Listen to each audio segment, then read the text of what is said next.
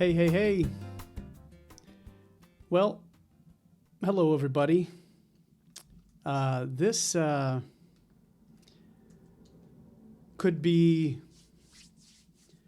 something that dies in the dust, and we may never know. This podcast idea might just be something that falls in the depths of the millions of podcasters out there already. But I'm not really doing this anyway to get notoriety or make money or anything like that. This is just me.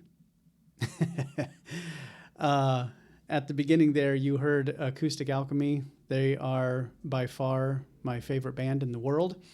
They've influenced me probably more than anybody else, other than maybe the only one that would outdo them would be a guy by the name of Rich Mullins.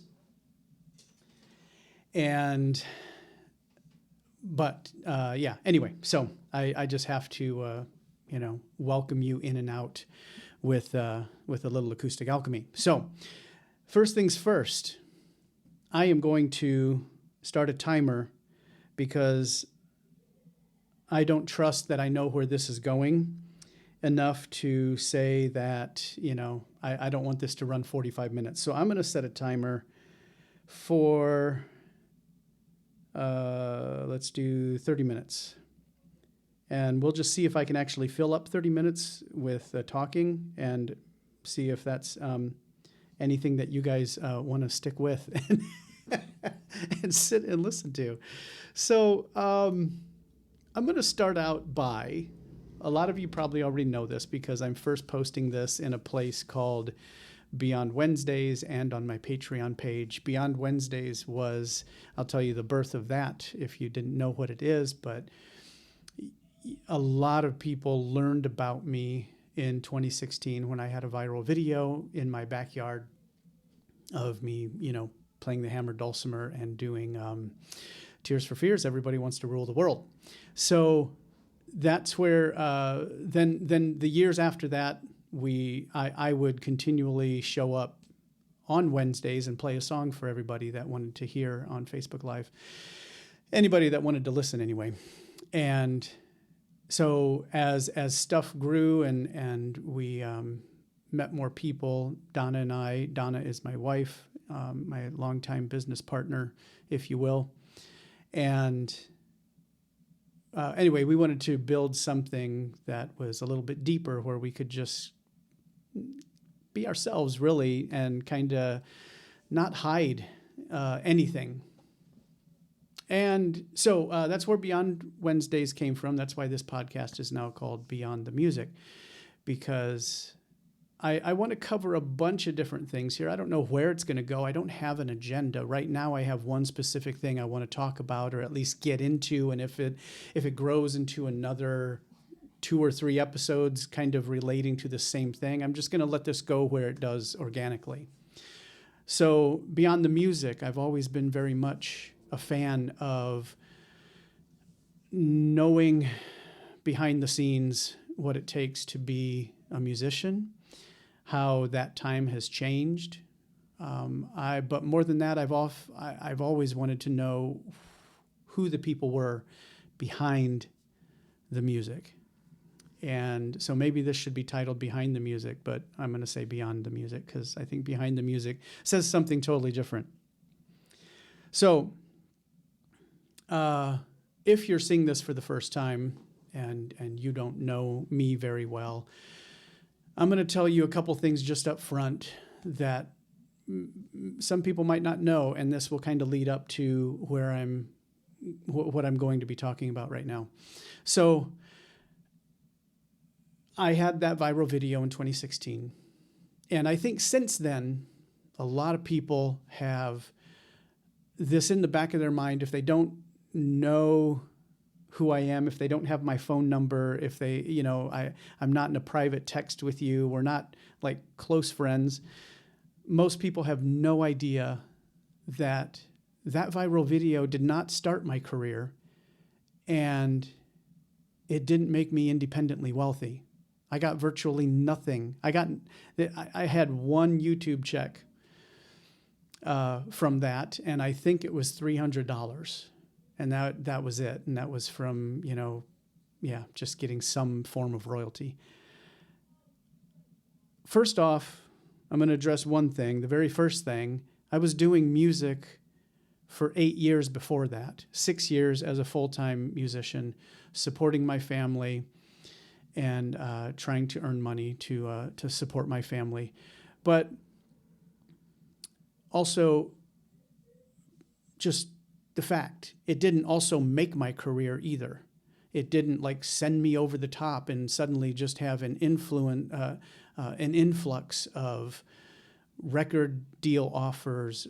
It had the way it changed my life personally and financially. I don't even know if it did financially.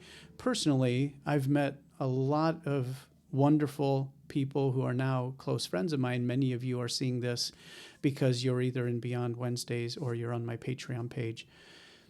And we've just known each other for a while, probably since 2016. A lot of us, some of us, have known each other way longer than that. So that's one way that it did influence and change my life. But financially, it didn't do a lot. Sure, it gave me some notoriety in the first 2 years after that, in that I got certain gigs that were willing to pay more money than I'd ever been paid before. But it didn't open the door to like touring with notable musicians or recording with notable musicians, or, it just didn't. And it didn't really make that big of a difference in my life, especially today, where I'm sitting now financially. And I'm only saying this stuff just to be real, and just to give you a little bit more behind the scenes look at just what it's been like.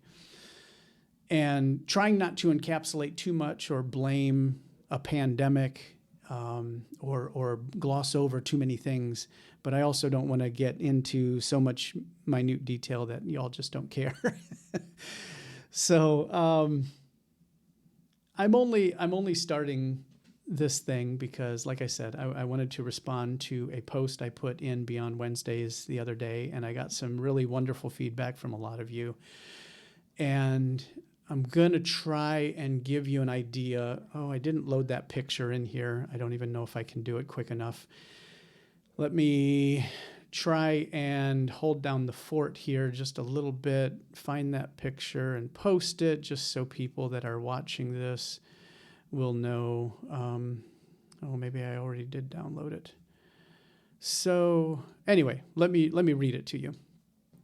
So the picture, the meme, whatever you want to call it now, says, your purpose is not the thing you do. It is the thing that happens in others when you do what you do. It's credited to Dr. Caroline Leaf. I don't know who that is. I don't know. Yeah, I have no idea who that is. Okay, so your purpose is not the thing you do. It is the thing that happens in others when you do what you do. When I posted that, I was just at a very, very low and hard spot, emotionally, mentally, spiritually, whatever, however you want to paint it. And I wasn't, my intention, I want to state this right away, was not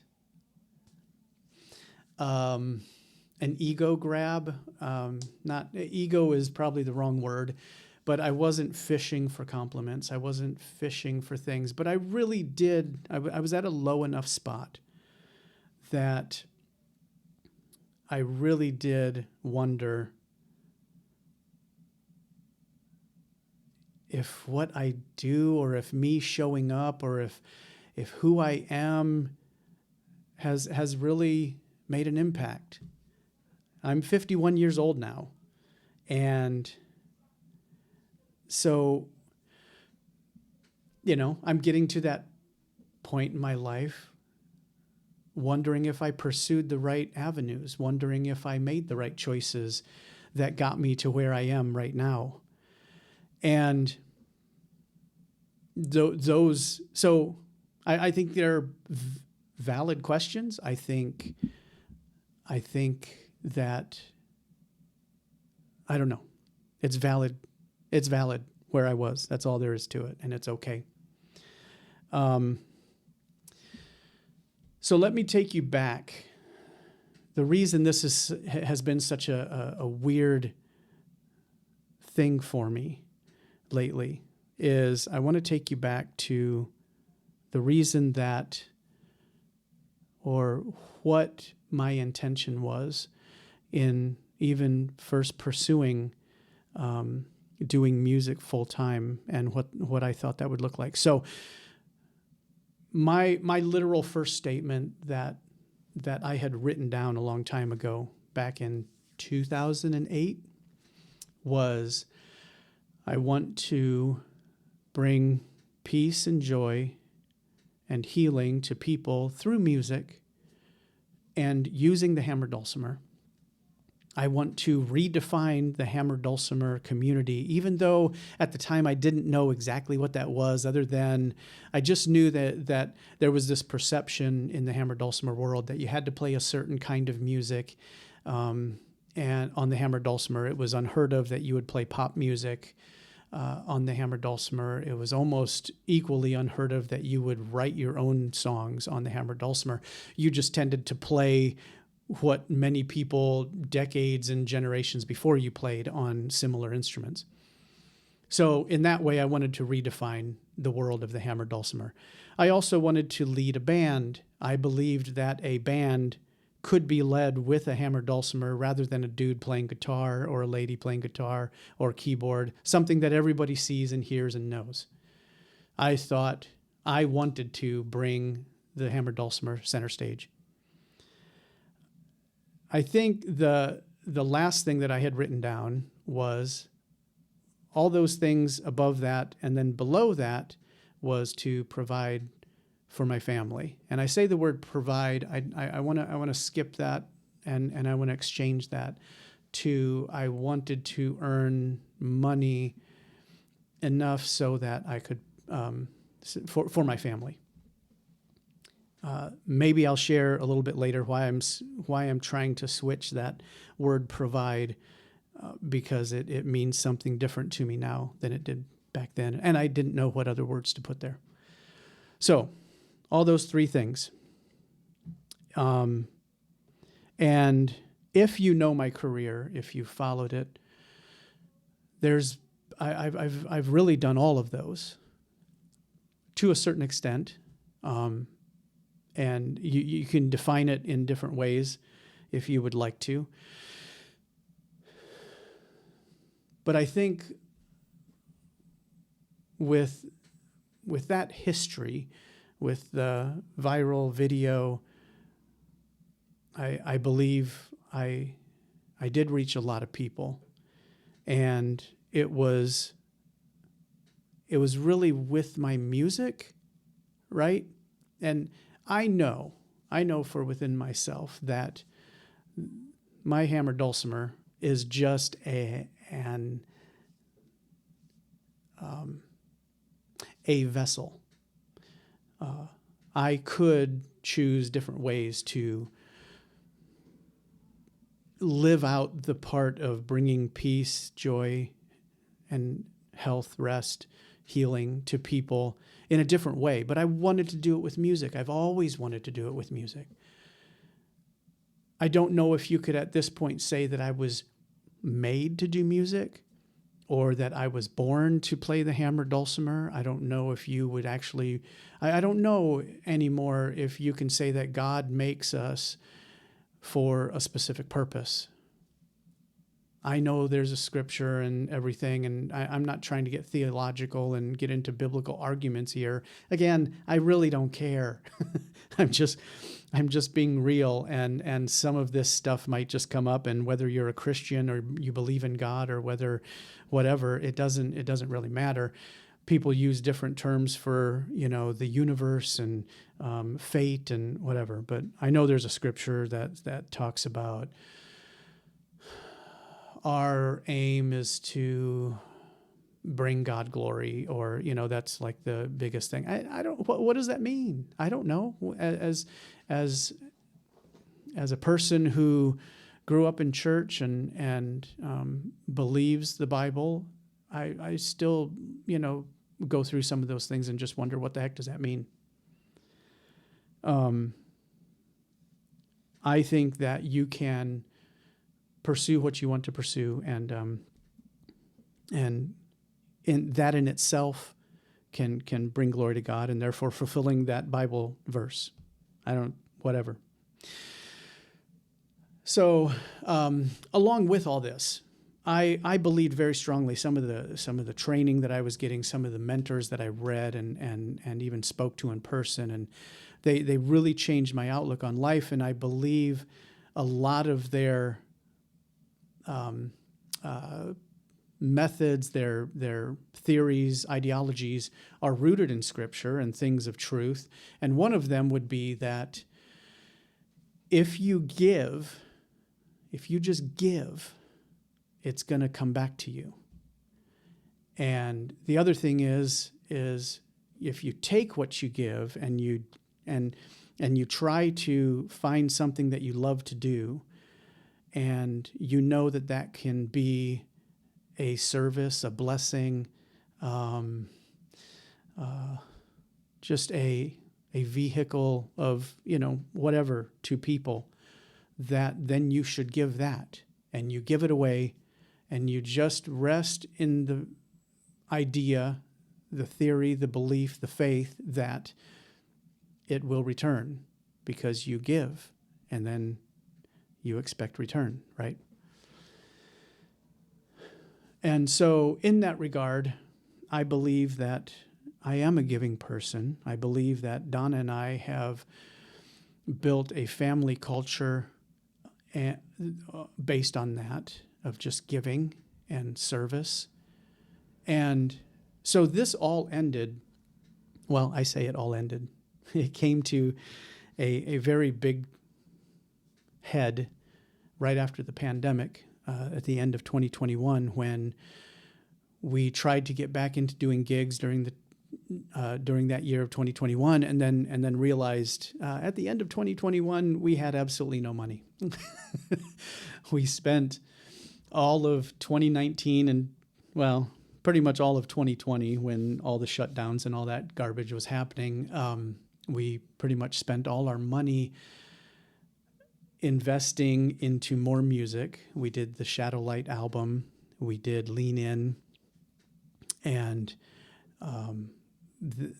those two together were probably the most expensive albums we've done. And so we just again believed, let's just keep giving. Part of my giving process was also just showing up and doing live streams. I was doing live streams before live streams were live streams, and even before 2016. And so anyway, it's just that was my way of just giving and showing up. So in 2021, at the end of 2021, in December, I had taken a day job for the first time in 12 years. For the first time in 12 years of doing music full-time and earning money to support my family and doing the other things. That was a huge blow in so many ways. I don't know how to explain what that did to my soul. And I still don't know what that did to my soul. I think in some respects, when you look at what I posted on Facebook, your purpose is not the thing you do, it is the thing that happens in others when you do what you do. I think some of that got lost. I think I know that truth. I think I believe it. But some of the stuff that you guys shared was just, I don't know. I think you can just get confused, right? And suddenly you start focusing too much on, well, what can I do to get my music business? Because there's a side of what I do, of what I give. Obviously, there's an engine behind it that is called a business. And what can I do? What can I create? How can I still get in front of people that doesn't involve me being present in live streams all the time? To be quite honest, it's hard. It's a lot of different things have happened during the pandemic. There's a lot of things that changed. My family grew up. I was able to be home for my son and plays basketball, and my daughter who's now in volleyball, and I got to be involved in these things. And I would miss those if I was out on the road for a long period of time. And I would miss that part of my life that I would never get back again, that part of those relationships. And so a couple things that are popping into my head is things have changed. And there were a few people, I don't know if I should say names, but Stephanie, I know, was one. I think Amy, Lynn. There are a lot of people that said they've also withdrawn from life, from Facebook, from social networks, a lot of stuff that we gravitated toward during the pandemic because it was all we had, and everybody was in shock and everybody needed just a little bit more of humanity.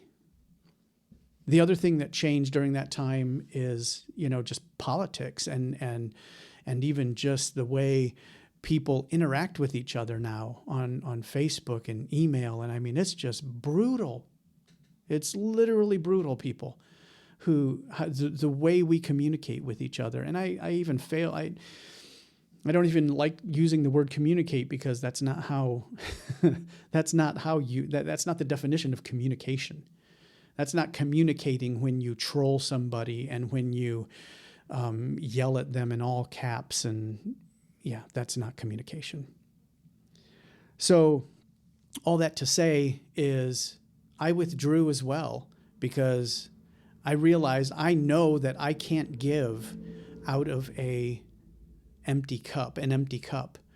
I have to also be whole and filled and maybe even almost to overflowing. I think once you're empty, and how are you supposed to keep giving and giving? And so I withdrew. And because I can't be present in front of everybody all the time. I'm a husband, I'm a father. I'm not a grandfather yet. That might happen soon. No, it won't. I don't know. I have 2 married daughters now since the pandemic. And my youngest is 11. And I have only one child that's under 13, under being a teenager, and out of 7. So things changed really fast for a lot of us. So all that to say, I don't know what to do. I'm still working part-time. I work Monday and Tuesday at this job delivering packages for the RV industry. And, I don't know, but at the same time, I'm just trying to show up. I'm trying to be there for you guys. I'm trying to create music still that is, exciting. And yes, I'm still trying to earn money. And I know everybody's hurting. So all those changes happening. And then on top of it all, not on top of it all, but mixed in there is my wife and I are changing. We're getting older. Donna's actually working for my sister Vi, who has this wonderful keto friendly bakery. So, for the first time in our marriage, my wife, well, not the first time, but she's doing work outside the home, and we're just kind of all trying to make things work and still do music and still show up and give. And we need money, So I know we're not the only ones, but I found certain ways in my music that I was showing up for people during the pandemic that I just can't keep doing because one, I mean, frankly, people would just expect it, and they expected it to be free. And most of I would say the majority of the people that showed up never tipped a dime. And I'm not saying this to belabor anything or to incriminate or belittle. There's nothing like that. If you guys don't know me, then you're taking this all wrong. If you're thinking that, and this is not a cry for financial giving or help or anything like that. This is just, again, hey, beyond the music. So that business plan didn't seem to pay off, you know? So what are you supposed to do? And if you're drained emotionally, financially, and time-wise now because you're doing a day job, what are you supposed to do? Then you can't show up. And then you're not in front of everybody now. And so now are you just being forgotten? And so along with that, with feeling like I'm kind of just being forgotten. I'm a has-been now, aren't I? I'm that guy that had the viral video 7.5 years ago. And, I wonder where he is. I wonder what he's doing. But because I'm not showing up on Facebook and playing the game of the algorithms and stuff like that, am I just being forgotten? And so it was an honest, true question that I posted out there. When the days get really, really hard, I really do wonder, have I made a difference? And it's not just music. It's being there for you. It's being there as a human as much as possible through wires and routers and camera lenses and maybe occasionally a live show. I still have people that email me and comment on Facebook, when are you coming to Oregon? It's like, I don't know. It's a really long ways off. I can't get there. If I could just apparate like in Harry Potter, that would be the best way to do it. Does what I do is what I am? And I don't know, maybe I don't know what I am anymore. And maybe I am having a crisis. Coming full circle a little bit to, the comments I received, and I haven't even responded to some any of the comments on Facebook on Beyond Wednesdays, and Amy and Lynn and Audra and other people have been, Sarah have been sending me some stuff, and those are all deeply appreciated. And I haven't even responded to a lot of them because I've just been trying to assimilate and work with what I'm going through.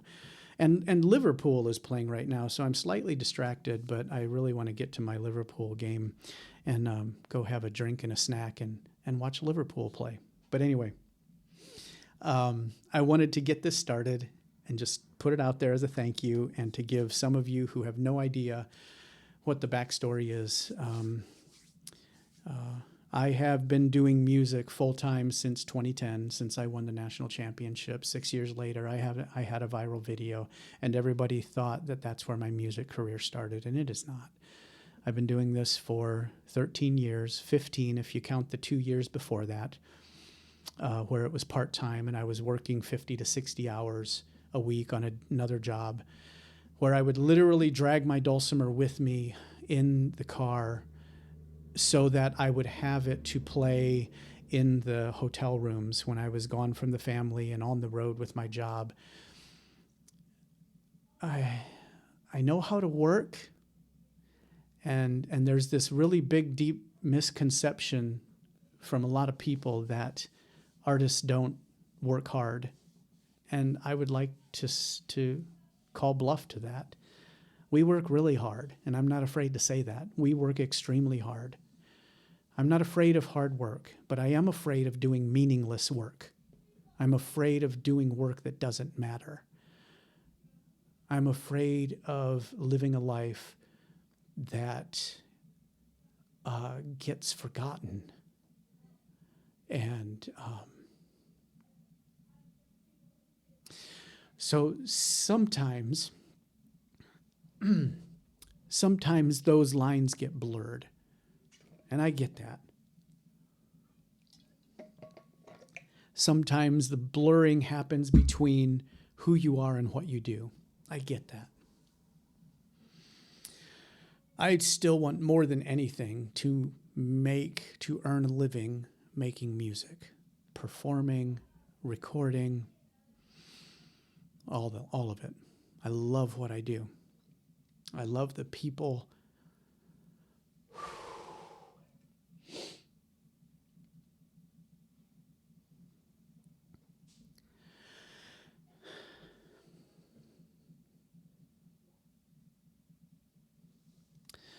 I love the people, you, who I know that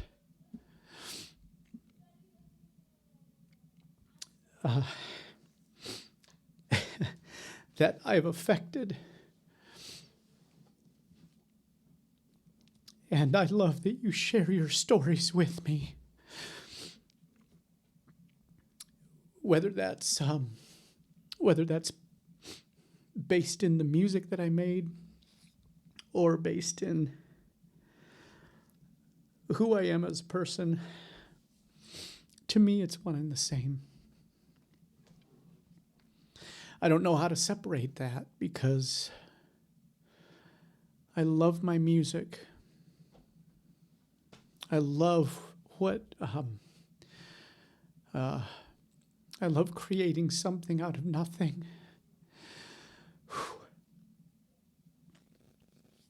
And I love knowing that you guys love the stories that are behind the music.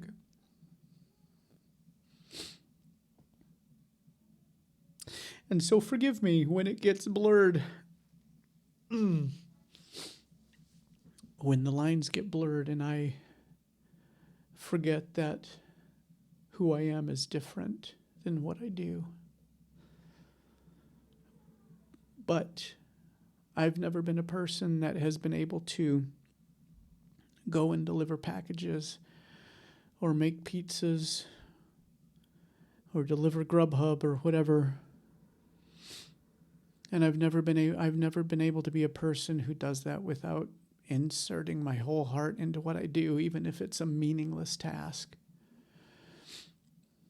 And I've always looked for ways to make a difference. Because I think that's what we need in this world more than anything. I believe we need to encourage and invent and motivate people to do things that matter. And that do things that have heart, that do things that invest themselves into it. I just watched a wonderful video that Sarah sent me where Victor Wooten was talking about just music, and some of the stuff is a bit esoteric and it's hard to wrap up into everyday language, but this is me. I'm always all in everything. I say that. At least I think I am. So I should say I always put all of me in everything that I do. At least I try to, because I believe that's what you should do. And I believe that it's empty when I don't. So I think in a very real sense, I do know who I am. And I know that who I am has affected a lot of you. And I appreciate that. I really do. I appreciate the stories you've shared, even more than the money that's been donated or given or purchased. Because I've also always believed that and preached that it doesn't take millions of people to change the world. It just takes one person doing what they know they should do and being human and being kind. So I am going to call that quits for today. Thank you for listening. thank you for, if you've listened to this whole thing. I don't know, maybe you haven't. Maybe you've unsubscribed because you don't care, and that's okay. This isn't made for everybody, and I'm not trying to make it for everybody. I love you. Thank you. And we'll talk again soon. God bless you guys. Stay safe and healthy.